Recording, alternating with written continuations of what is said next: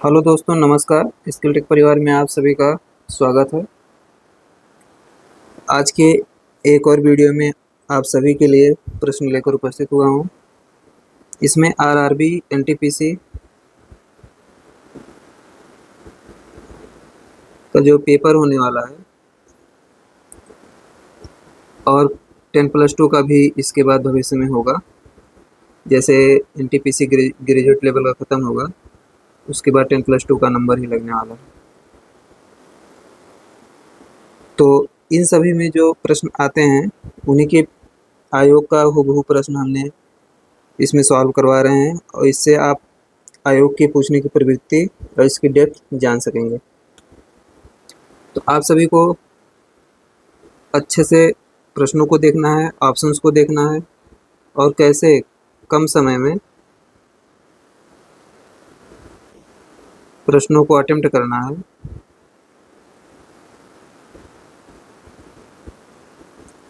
यह भी हम बीच बीच में बताते रहेंगे। तो आइए ज़्यादा समय न गंवाते हुए सेशन स्टार्ट करते हैं। इससे पहले हमने पार्ट 1 और पार्ट 2 करवा दिया है, उसको आप सभी लोग देखिए जिन लोगों ने नहीं देखा है। और आज ये पार्ट 3 करवा रहे हैं। ज़्यादा पेपर नहीं रहता तब तक कंटिन्यू आपको वीडियो मिक्स्ड मिलेंगे, क्योंकि पेपर में तो मिक्स्ड प्रश्न ही आने वाले हैं टॉपिक वाइज। तो आप लोगों ने पहले से ही पढ़ लिया होगा। तो आइए स्टार्ट करते हैं।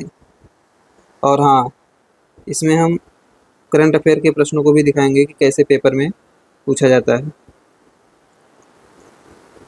जो 2, 3, 4 प्रश्न आते हैं करंट अफेयर के, उसको भी आप सभी लोगों को इसी सेशंस में दिखाया जाएगा। और यह भी दिखाएंगे कि जीएस का रोल रीजनिंग में कैसे है, कैसे मदद करता है जीएस रीजनिंग में कुछ चैप्टर्स में या कुछ टॉपिक पर। मान लीजिए 4 से 5 प्रश्न आपको सीधे जीएस का रोल रहता है रीजनिंग। अगर आपकी पकड़ जीएस पे नहीं है तो रीजनिंग के सवाल आपके गलत हो सकते हैं। तो आइए सेशन स्टार्ट करते हैं। तो पहला प्रश्न यहाँ दिया गया है, एलिफेंटा की गुफाएं कहाँ स्थित हैं? तो वैसे तो सभी को पता होगा एलिफेंटा की गुफा महाराष्ट्र में स्थित है, लेकिन यहाँ दूसरा कुछ ऑप्शन रख दिया गया है। पहला ऑप्शन रखा गया है हैवलॉक द्वीप, दूसरा घारापुरी द्वीप, तीसरा माजुली द्वीप, चौथा मुनरो द्वीप। तो इस प्रश्न का राइट जवाब हो जाएगा घारापुरी द्वीप। आइए नेक्स्ट प्रश्न देखते हैं। भोजन के पाचन में कौन सहायता करता है? तो जब आप भोजन करते हैं तो उसके पाचन में कौन सहायता करता है, कभी आपने सोचा नहीं होगा, लेकिन प्रश्नों के माध्यम से आप समझ सकते हैं। इसमें कार्बन पहला ऑप्शन दिया गया है, हीलियम दूसरा ऑप्शन दिया गया है, ऑक्सीजन तीसरा ऑप्शन दिया गया है, लार चौथा ऑप्शन दिया गया है। तो इस प्रश्न का राइट जवाब होगा लार। लार यहाँ राइट जवाब। ऑक्सीजन और हीलियम का कोई मतलब नहीं है, कार्बन का भी कोई मतलब नहीं, तो चौथा ऑप्शन सही है। इसमें लगभग 42 प्रश्न हैं आज के सेशंस में। आप सभी लोग अच्छे से इन प्रश्नों को करिए और कम से कम आप 30 से 35 मिनट 30 मिनट में आप इसको अटेम्प्ट कर पाएंगे पेपर में, क्योंकि वहाँ 90 मिनट ही मिलता है आपको। और मैथ और रीजनिंग थोड़ा टफ पूछ लेता है तो उसमें टाइम ज़्यादा लगता है।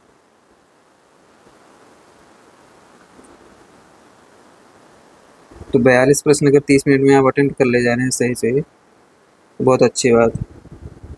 आइए नेक्स्ट प्रश्न देखते हैं। निम्नलिखित में से कौन राजा ने कश्मीर में चौथी बौद्ध संगीति का आयोजन किया था? अब चौथी बौद्ध संगीत इसमें पूछा गया है। तो पहला ऑप्शन चंद्रगुप्त मौर्य दिया गया है, बिम्बिसार दूसरा ऑप्शन रखा गया है, इसमें कनिष्क तीसरा ऑप्शन रखा गया, अजातशत्रु चौथा ऑप्शन रखा गया है। तो चौथी बौद्ध संगीति का आयोजन कनिष्क महोदय के टाइम हुआ था। इस प्रश्न का राइट जवाब कनिष्क है। अब चौथी बौद्ध संगीति कभी पूछ लिया कहाँ हुआ था, तो कश्मीर ऑप्शन में मिल जाएगा आपको। राजा का टाइम पूछा है तो कनिष्क हो गया। देख रहे हैं, 2 प्रश्न तो आपको यहीं से मिल गया। आइए नेक्स्ट प्रश्न देखते हैं। भारत सरकार अधिनियम 1935 द्वारा पेश किया गया। 1935 द्वारा क्या पेश किया गया था? अब कभी भी भारत शासन अधिनियम कब आया था? 1935। तो प्रांतीय स्वतंत्रता पेश किया गया। वैसे तो बहुत से आए थे, लेकिन 1935 वाला थोड़ा ज़्यादा महत्वपूर्ण है। आत्मिक स्वतंत्रता, केंद्र शासित प्रदेश, द्वैत शासन। तो भारत शासन अधिनियम 1935 में प्रांतीय स्वतंत्रता के बारे में बात करता है। आइए नेक्स्ट प्रश्न देखते हैं। निम्नलिखित में से कौन सा ठंडा शीत मरुस्थल है? ठंडा शीत मरुस्थल पूछ रहा है इसमें। तो ऑप्शन से यहाँ रखा गया है सहारा पहला ऑप्शन है, पेटागोनिया दूसरा ऑप्शन रखा गया, आर्कटिक तीसरा ऑप्शन है, अरेबियन चौथा ऑप्शन है। तो ठंडा शीत मरुस्थल में जो होगा आपका आर्कटिक आएगा। कुछ लोग पेटागोनिया पर भी दिमाग लगा सकते हैं, लेकिन नहीं लगाना, ऑप्शन गलत है। सहारा तो गर्म है, यह भी गर्म है। आइए इस प्रश्न का राइट जवाब तीसरा ऑप्शन सही है। आइए नेक्स्ट प्रश्न देखते हैं। इस प्रश्न में बोला गया है निम्नलिखित में से कौन सा एंटीवायरस सॉफ्टवेयर है? एंटीवायरस सॉफ्टवेयर पूछा गया है। MS Excel, Microsoft, Norton, Google. तो इस प्रश्न का राइट जवाब हो जाएगा Norton. Norton is the correct option this question. आइए नेक्स्ट प्रश्न देखते हैं। तो एंटीवायरस सॉफ्टवेयर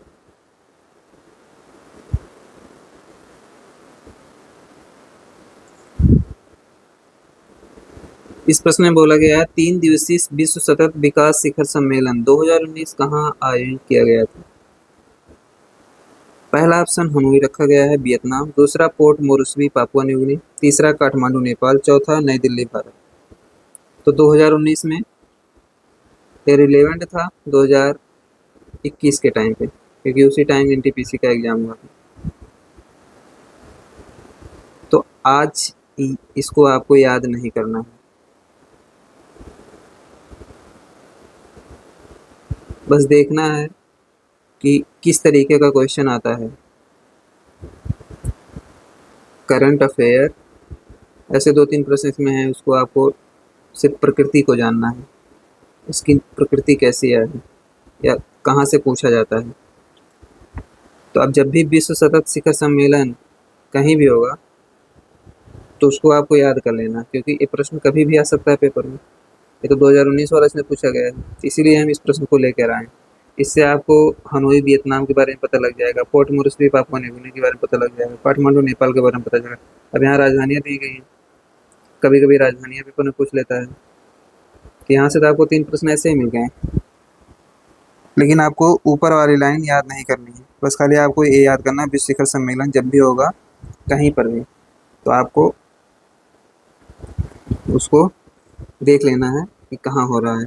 कभी पे इसमें तो इस प्रश्न का राइट जवाब उस समय दिल्ली था, दिल्ली में आयोजन हुआ था। आइए नेक्स्ट प्रश्न देखते हैं। ये हिस्ट्री का प्रश्न है। पहली यात्री रेलवे लाइन, और कभी कभी ज्योग्राफी में भी चीज़ें ट्रांसपोर्ट सेक्शन में मिल जाती हैं, इंडियन ट्रांसपोर्ट में। पहली यात्री रेलवे लाइन बॉम्बे और ठाणे के बीच कब खोली गई थी? 1858 पहला ऑप्शन दिया गया, 1854 दूसरा ऑप्शन दिया गया, 1853 तीसरा ऑप्शन दिया, 1857 चौथा ऑप्शन दिया गया। तो इस प्रश्न का राइट जवाब हो जाएगा 1853। अब कहाँ से कहाँ तक थी? बॉम्बे से ठाणे, आपको इसको भी याद करना है कहाँ से कहाँ तक थे, क्योंकि कभी कभी यही पूछ लेता है कि किन किन के बीच स्टार्ट किया गया था, तो वहाँ कन्फ्यूजन होने लगता है। यह भी करंट अफेयर का प्रश्न है, आपको याद नहीं करना है। ब्रिक्स शिखर सम्मेलन किस शहर में आयोजित किया गया था पूछा है, ये हमेशा पूछा जाता है। तो लंदन यहाँ ऑप्शन दिया है, टोक्यो दिया है, ब्रासीलिया दिया है, न्यूयॉर्क दिया गया। इस प्रश्न का राइट जवाब उस टाइम ब्राज़ील में आयोजित किया गया था, लेकिन आपको याद नहीं करना है प्रश्न, हम यहाँ लिख रहे हैं, याद नहीं करना है।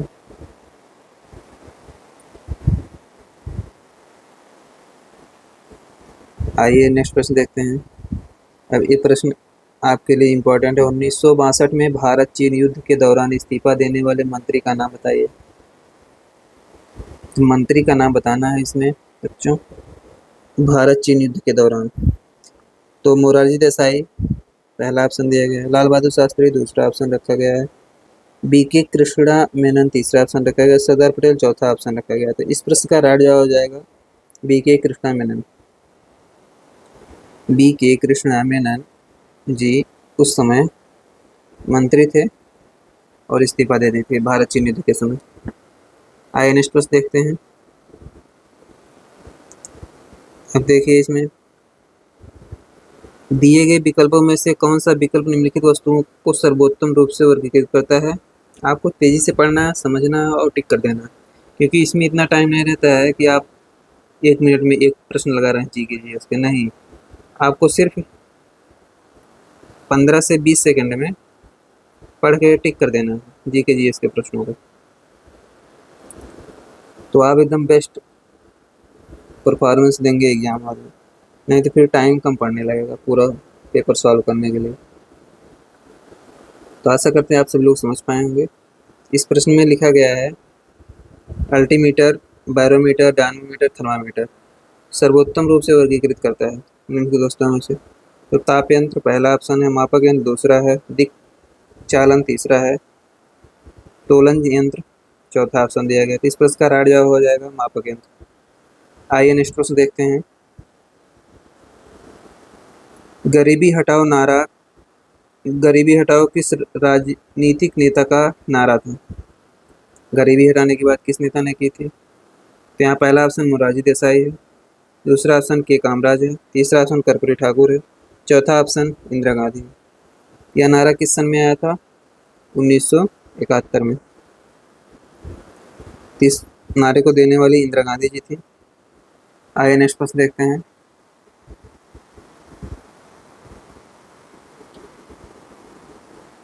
प्रसिद्ध संगाई महोत्सव पूर्वोत्तर भारत के किस राज्य द्वारा आयोजित एक वार्षिक सांस्कृतिक उत्सव है। अब संगाई महोत्सव पूछा गया है और पूर्वोत्तर भारत का है। तो कभी कभी ये भी प्रश्न पूछ लिया जाता है, संगाई महोत्सव कहाँ आयोजित किया जाता है। पूर्वोत्तर भारत आप टिक कर देंगे, नॉर्थ ईस्ट वेस्ट पूछा जाता है। तो मणिपुर पहला ऑप्शन रखा गया है, मेघालय दूसरा ऑप्शन रखा गया है, त्रिपुरा तीसरा ऑप्शन रखा गया, नागालैंड चौथा ऑप्शन रखा गया। तो इस प्रश्न का राइट जवाब होगा मणिपुर। तो संगाई महोत्सव जो होता है, एक संगाई हिरण भी पाया जाता है मणिपुर में, हिरण, उसको डांसिंग डियर बोला जाता है।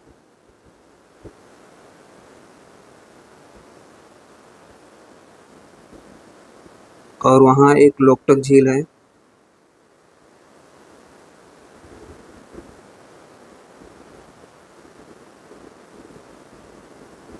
और इसी लोकटक झील में केबुल लामजाओ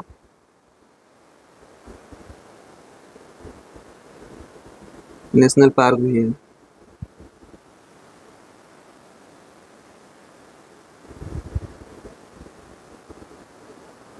तो आप इन तीनों चीज़ों को याद रखिएगा, कभी भी पेपर में आ सकते हैं। आइए नेक्स्ट प्रश्न देखते हैं।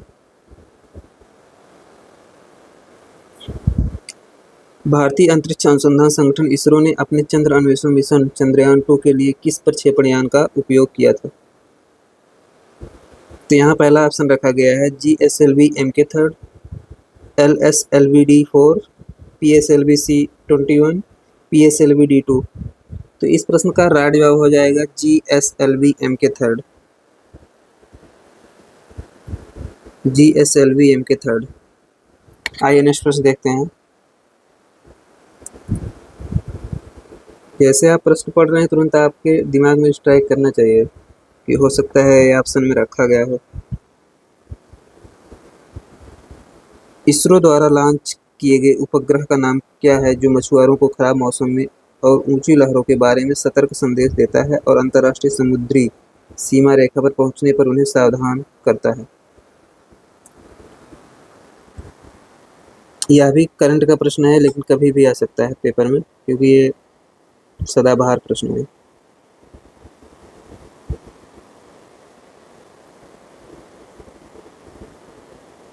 तो IRN SS11, ये 11 लिखा गया है।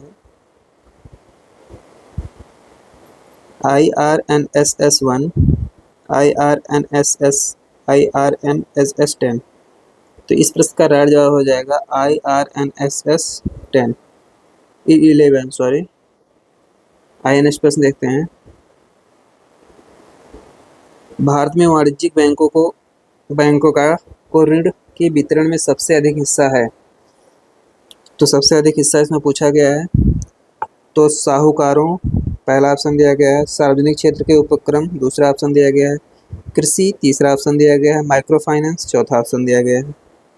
तो इस प्रश्न का राइट जवाब हो जाएगा कृषि। कृषि को ऋण वितरण में सबसे अधिक हिस्सा है वाणिज्यिक बैंकों का। यहाँ कृषि राइट प्रश्न है, कृषि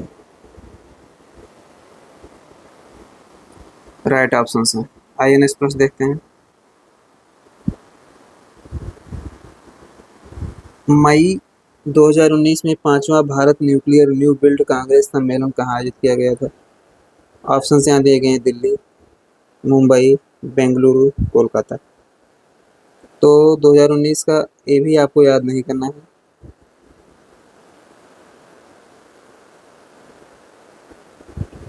बस प्रश्न की प्रकृति को समझना है।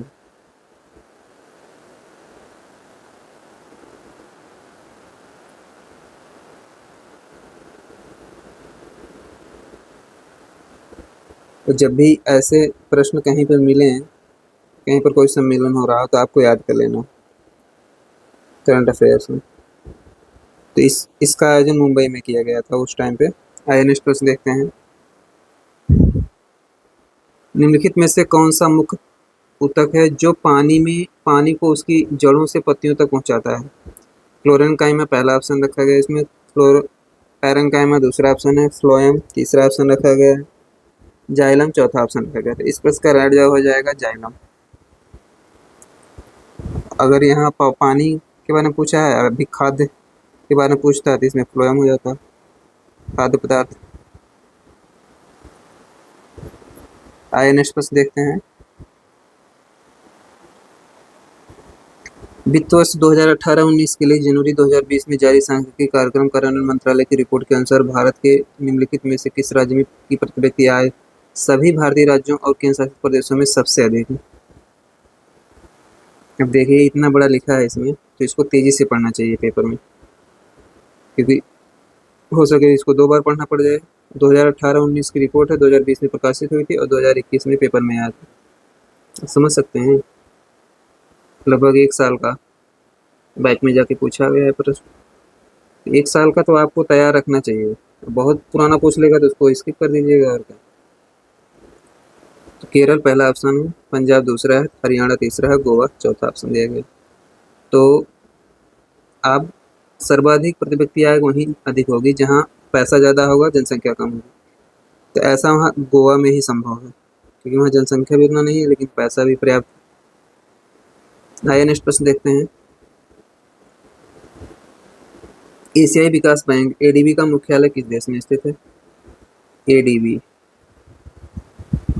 बहुत लोग इसको एबीसी पढ़ लेते हैं पेपर में जल्दीबाजी में। तो फिलीपींस पहला ऑप्शन दिया गया है, दक्षिण कोरिया दूसरा ऑप्शन है, चीन तीसरा ऑप्शन दिया गया है, जापान चौथा ऑप्शन दिया गया है।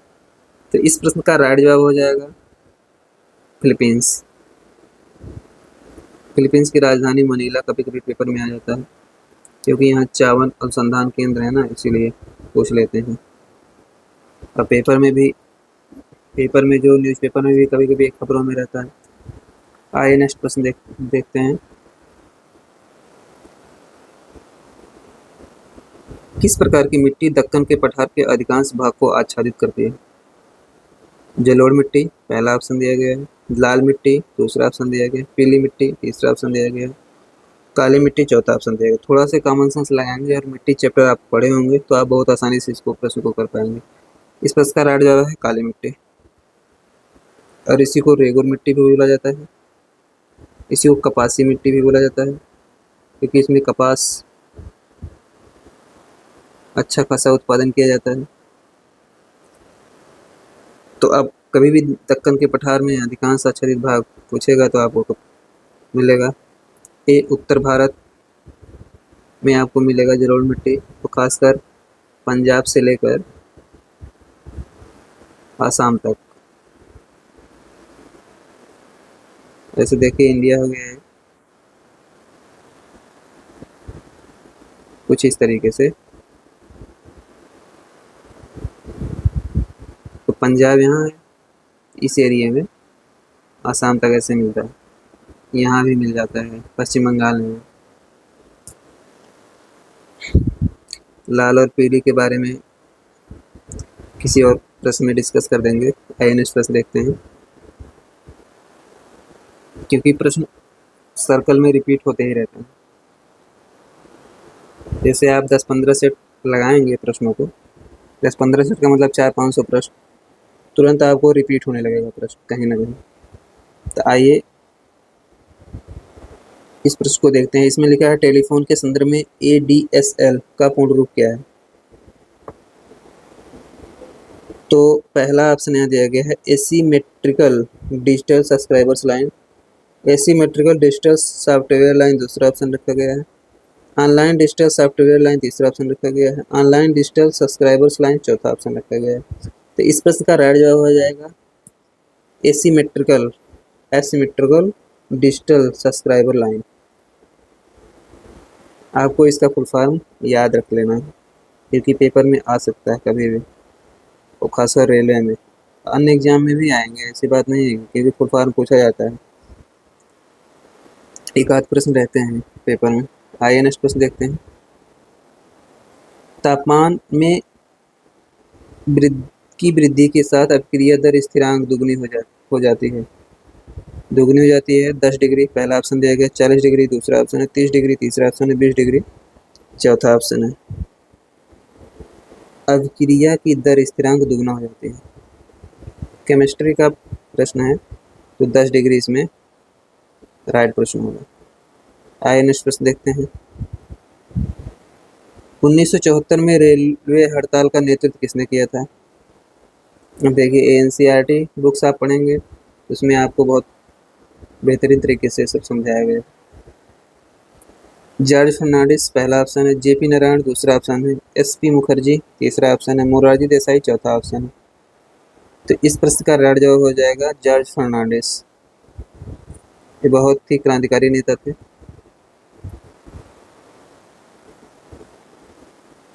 रेलवे यूनियन के उस समय अध्यक्ष भी थे जिस समय हड़ताल हुआ था। आइए नेक्स्ट प्रश्न देखते हैं। और हाँ, इस प्रश्न में कभी ऐसे भी ऐसा जॉर्ज फर्नांडिस रेलवे हड़ताल ने किस सन में किया था? 1974 आपको याद रखना है, या ऐसे याद कर लीजिए आप सभी लोग कि उस समय आपातकाल के टाइम के आसपास ये घटना हुई थी, तब भी आपके दिमाग में रहेगा चीज़ें। जैसे देखिए, ये है तो रीजनिंग का प्रश्न, परंतु इसमें कॉमन सेंस और GS के थोड़े बहुत चीज़ें आपको काम आएंगी। आइए इसको सॉल्व कर लेते हैं, और इसको भी आपको 10 से 15 सेकंड में ही सॉल्व करना है, इसलिए हमने इसको इसमें शामिल कर लिया। जितना टाइम में आप GS के एक प्रश्न को करते हैं, इसमें ज़्यादा टाइम नहीं देना है, भले से रीजनिंग का प्रश्न है। इस आधार से क्या निष्कर्ष निकाला जा सकता है कि सभी शिक्षक मेहनती व्यक्ति हैं और अधिकांश मेहनती व्यक्ति महिला हैं। सभी शिक्षक जो हैं, जैसे इसमें गोला बना के करना थोड़ा ठीक रहता है। सभी शिक्षक मेहनती व्यक्ति हैं, ठीक है, इसको हम मेहनती में डाल दें, मेहनती में डाल दें। और अधिकांश मेहनती व्यक्ति क्या हैं? महिला हैं। अब देखिए रिजल्ट कैसे यहाँ से निकलता है। अधिकांश की बात कर रहा है, तो शिक्षक का गोला थोड़ा छोटा रखेंगे तो ज़्यादा बेटर होगा, क्योंकि थोड़ा समझने में आसानी होगी। ये शिक्षक हो गए, और इसको थोड़ा इसमें शामिल कर लीजिएगा। अधिकांश की बात कर दिया ना, और ये बोला नहीं कि शिक्षक भी इसमें शामिल है, इसलिए हमने इसको इसमें टच नहीं कराना है, थोड़ा सा इसे गैप बना के रखना है। अब देखिए इसको सॉल्व करते हैं। कोई शिक्षक महिला नहीं है, शिक्षक महिला नहीं है पूछा है, यहाँ कन्फर्म लिख रहा हो भी सकते हैं, इसलिए ये ऑप्शन गलत हो गया। अधिकांश बोला है तो हो सकता है ये गोला ऐसे करके इसमें भी आ सकता है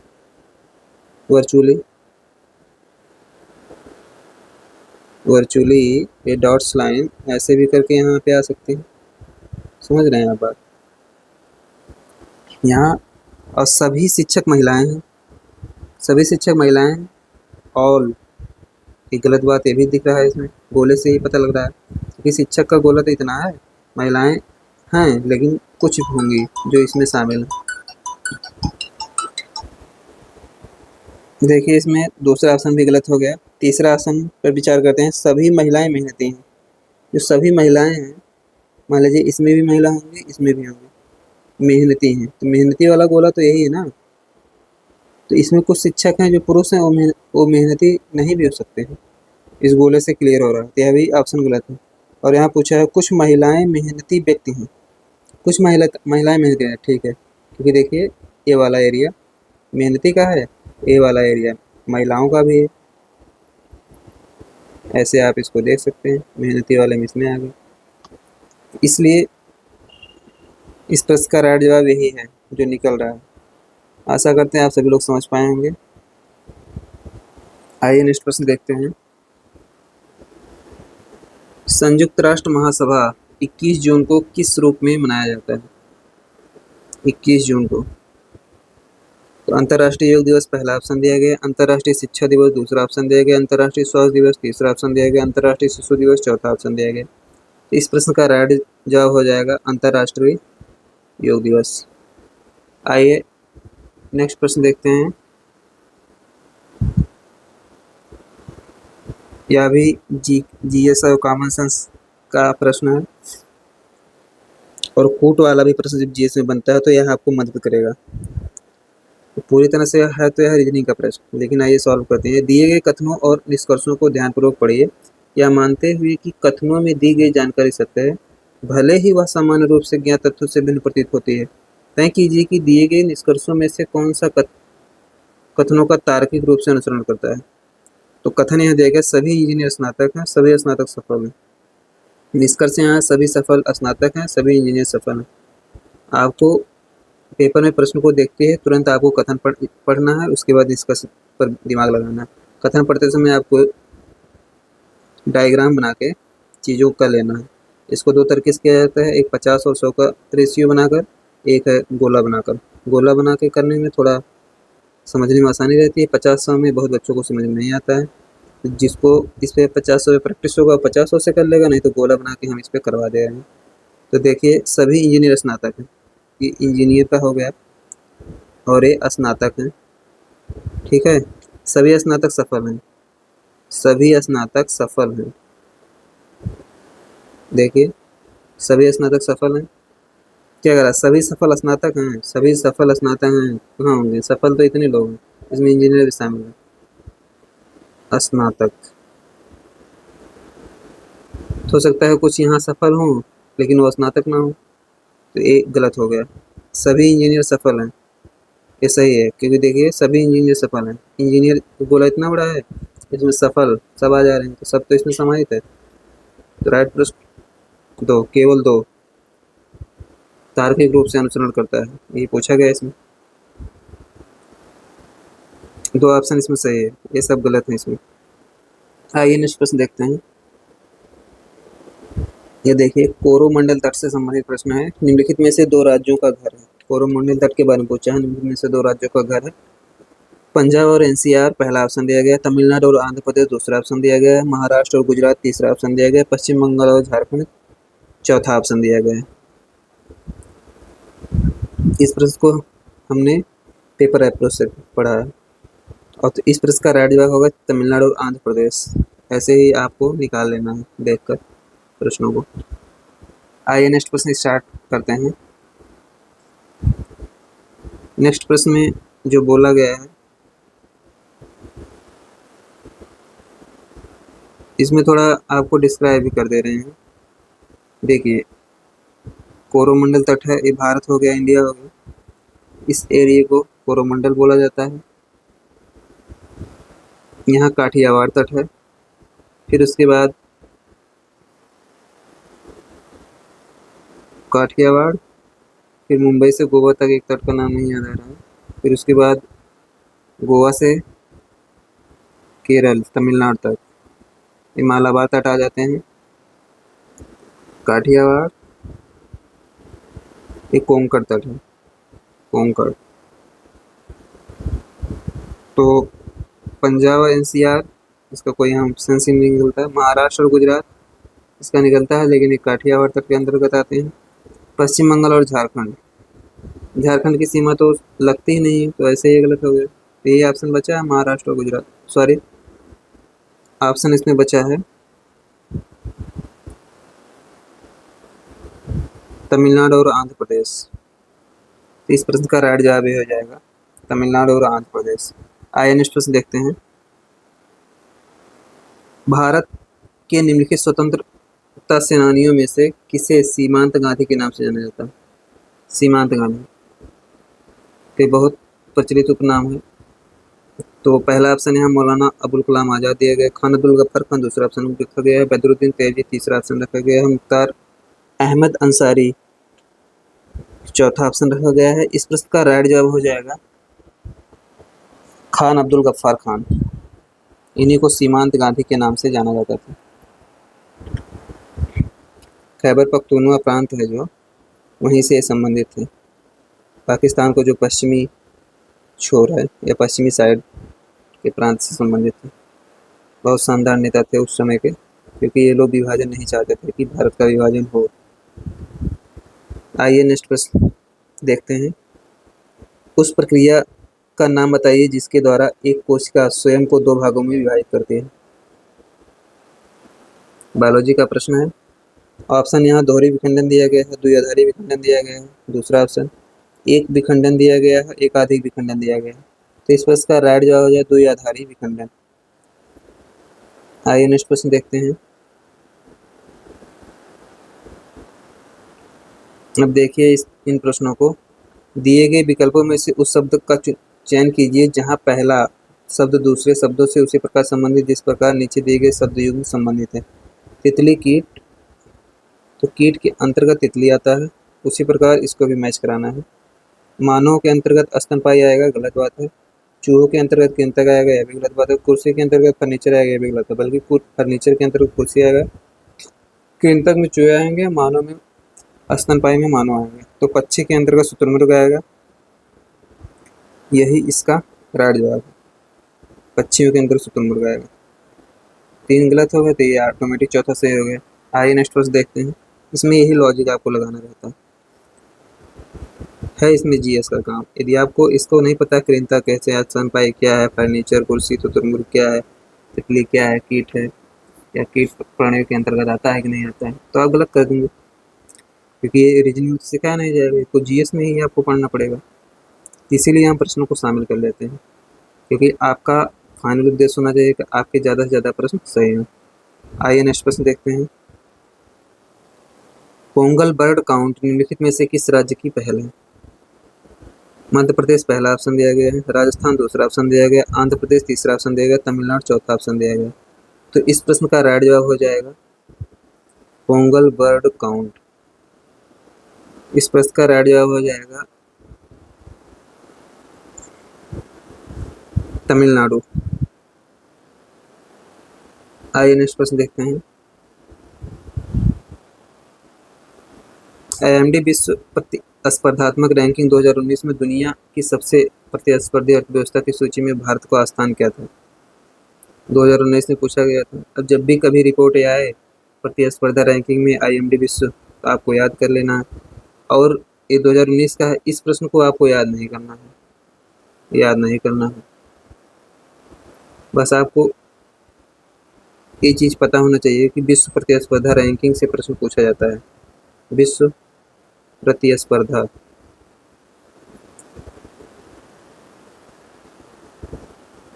रैंकिंग से जो है प्रश्न आते हैं, और ये IMD इसको संस्था है, वही जारी करती है। तो इस उस समय ये 43वां स्थान इसमें सही था,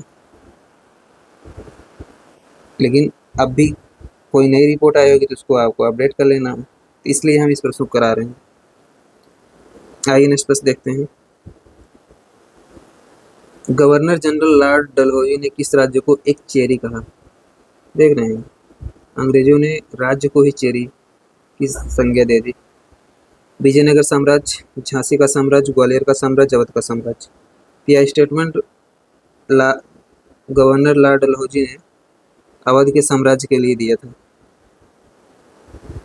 उसने कहा था कि यह एक दिन टूटकर ब्रिटिश साम्राज्य में मिल जाएगा, जिस तरह से चेरी टूटकर किसी को मिल जाता है। आइए नेक्स्ट प्रश्न देखते हैं। भारत का सबसे बड़ा नदी द्वीप माजुली किस नदी में स्थित है? तो माजुली नदी की स्थिति इसमें पूछा जा रहा है, तो ब्रह्मपुत्रा पहला ऑप्शन दिया गया है, ब्यास दूसरा ऑप्शन रखा गया है, नर्मदा नदी तीसरा ऑप्शन रखा गया, सिंधु चौथा ऑप्शन रखा गया। तो इस प्रश्न का राइट जवाब होगा माजुली द्वीप, ब्रह्मपुत्रा नदी। जैसे देखिए ये असम वाला क्षेत्र हो गया, कुछ इस तरीके से यहाँ से एक नदी आती है ब्रह्मपुत्रा नदी, तो माजुली द्वीप इसी पर स्थित है। यह विश्व का सबसे बड़ा नदी द्वीप है। आइए नेक्स्ट प्रश्न देखते हैं।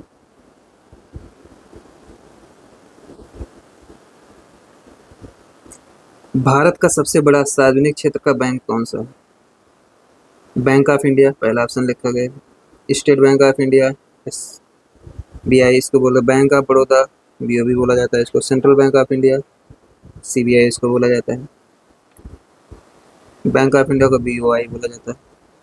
जिससे इसको कभी कभी यही लिख के दे देता है BOI SBI या BOB, पूरा नाम नहीं लिखेगा, CBI। तो इस प्रश्न का राइट जवाब हो जाएगा सार्वजनिक क्षेत्र में SBI। इसका लगभग 25% मार्केट पूंजीकरण में हिस्सेदारी है। आइए नेक्स्ट प्रश्न देखते हैं। निम्नलिखित पहाड़ियों में से किसकी पश्चिमी सीमा भारतीय रेगिस्तान है? देखिए कितना घुमा दिया है प्रश्न को, डायरेक्ट ना पूछ के थोड़ा उसको ट्विस्ट कर दिए हैं। अरावली, कंचनजंगा, पालनी, धूपगढ़। इसमें ज़्यादा दिमाग नहीं लगाना है, सीधे सीधे आपको अरावली टिक कर देना है, क्योंकि अरावली रेंज ऐसे है, इसके पश्चिम साइड में रेगिस्तान है। और राजस्थान में अरावली पर्वत है, ये अब सभी लोगों को पता होगा। धूपगढ़ चोटी MP में है, मध्य प्रदेश में। ये केरल तमिलनाडु में स्थित है। और कंचनजंगा सिक्किम में है। आइए नेक्स्ट प्रश्न देखते हैं।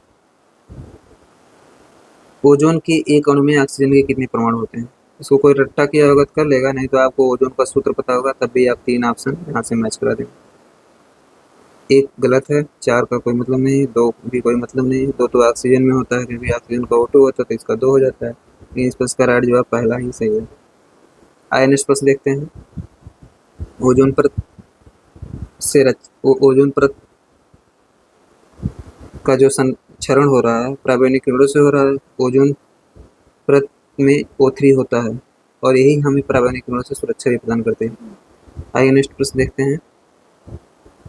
इंटरनेट तक पहुंचने के लिए निम्नलिखित में से किसकी आवश्यकता है? पहला ऑप्शन है दिया गया यूनिक IP एड्रेस, दूसरा ऑप्शन TB दिया गया, तीसरा ऑप्शन ईमेल दिया गया, चौथा ऑप्शन हैकर दिया गया। तो हैकर तो हैक कर लेते हैं, ईमेल का मतलब ना, TB का मतलब नहीं, तो यूनिक IP एड्रेस आप ऑप्शन से भी इसको टिक कर सकते हैं, आपको अगर पता नहीं है तो। आइए नेक्स्ट प्रश्न देखते हैं। भारत में वस्तु एवं सेवा कर GST कब लागू किया गया? GST ये बहुत बार प्रश्न आ चुका है, जब से GST वाला प्रश्न, जब से GST लागू हुआ है। 1 अप्रैल 2018 पहला ऑप्शन बनाया गया, 1 जुलाई 2018 इसमें करीबी मामला ही बना के प्रश्न पूछा जाता है। 1 जुलाई 2017, 1 अप्रैल 2017। इस प्रश्न का राइट जवाब हो जाएगा 1 जुलाई 2017। आइए नेक्स्ट प्रश्न देखते हैं। निम्नलिखित में से कौन लंदन में पहले गोलमेज सम्मेलन में शामिल नहीं हुआ? नहीं पर टिक कर लेंगे, क्योंकि नहीं तो 90% चांस रहते हैं गलत होने के। यहाँ तो बोल्ड करके लिखा गया है, वहाँ भी लिखा रहता है, लेकिन आप विशेष ध्यान रखेंगे।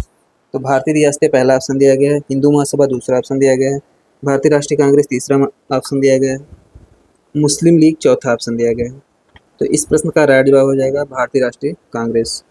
भारतीय राष्ट्रीय कांग्रेस पहले अधिवेशन में हिस्सा नहीं ली थी, जबकि गोलमेज सम्मेलन में तीन गोलमेज सम्मेलन हुए थे। डॉक्टर BR अम्बेडकर उस तीनों गोलमेज सम्मेलन में शामिल होने वाले एकमात्र भारतीय थे। तो यह भी कभी कभी प्रश्न बन जाता है। आइए नेक्स्ट प्रश्न देखते हैं। और हाँ, कहाँ हुआ था? लंदन में हुआ था, यह भी आपको ध्यान रखना है, नहीं तो भारत ऑप्शन में हो तो आप भारत टिक कर दें। भारत में गोलमेज सम्मेलन नहीं हुआ था, या लंदन में हुआ था। तो सूचीबद्ध चरण उत्पादों में से, इस प्रश्न में लिखा गया, सूचीबद्ध चरण उत्पादों में से 3 किसी न किसी रूप में एक समान है और एक भिन्न है। बेजोड़ का चयन कीजिए। बेजोड़ यहाँ चयन करना है। देखिए, पंखुड़ी, बाह्यदल, पराग, स्नायु। इसमें तो 1 2 3 4 नाम इसमें दिया गया है। तो पूछा है बेजोड़ कौन सा है? पराग बेजोड़ है, बाह्यदल बेजोड़ है, स्नायु बेजोड़ है, पंखुड़ी बेजोड़ है। इसमें देखेंगे तो स्नायु बेजोड़ है। और ये जो तीनों नाम दिए गए हैं, ये पुष्प से संबंधित है। स्नायु जो है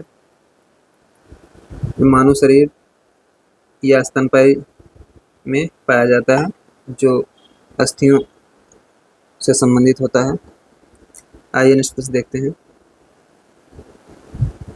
देखिए, यह भी GS से संबंधित है। प्रत्यक्ष अप्रत्यक्ष भिन्न, ये सब कहीं ना कहीं लॉजिक से ही सॉल्व होगा, इसलिए हमने इसको शामिल कर लिया। 10 से 15 सेकंड बस, आप इसको टिक करके आगे बढ़ जाएंगे पेपर में। देखिए, उस विकल्प का, हाँ, लेकिन जब पहले सॉल्व किए रहेंगे, पहले देखे रहेंगे प्रश्न को, तभी उस विकल्प का चयन कीजिए जो तीसरे पद से उसी प्रकार संबंधित है जिस प्रकार दूसरा पद पहले पद से संबंधित है। तो इस प्रश्न का राइट जवाब हो जाएगा, राइट जवाब क्या, पहले इसको देख लेते हैं। प्रत्यक्ष, अप्रत्यक्ष, भिन्न। तो प्रत्यक्ष का उल्टा अप्रत्यक्ष, भिन्न का उल्टा अपोजिट यहाँ पूछा जा रहा है, अपोजिट। तो विपरीत आपको देखना है इसमें। तो विपरीत में क्या है? समान है भिन्न का, असंगत है, अस्पष्ट है, अचेतन है। तो समान, यही करेक्ट है। आइए नेक्स्ट प्रश्न देखते हैं। उस विकल्प का चयन कीजिए जो तीसरे पद से उसी प्रकार संबंधित जिस प्रकार दूसरा पद पहले पद से संबंधित है। मानचित्र, स्थान, दिक्सूचक।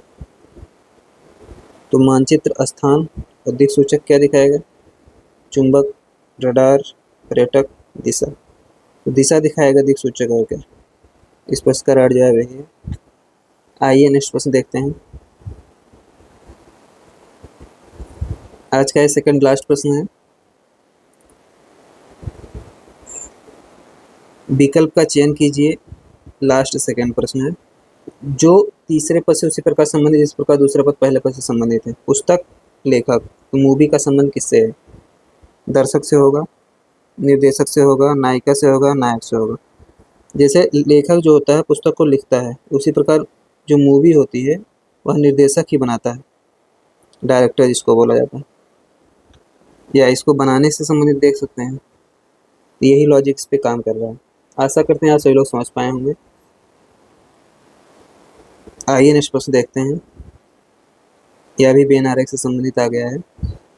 देखिए, उस बेन आरेख का चयन कीजिए जो निम्नलिखित वर्गों के बीच संबंधों को सर्वोत्तम रूप से दर्शाता है। सर्वोत्तम आपको चेक करना है।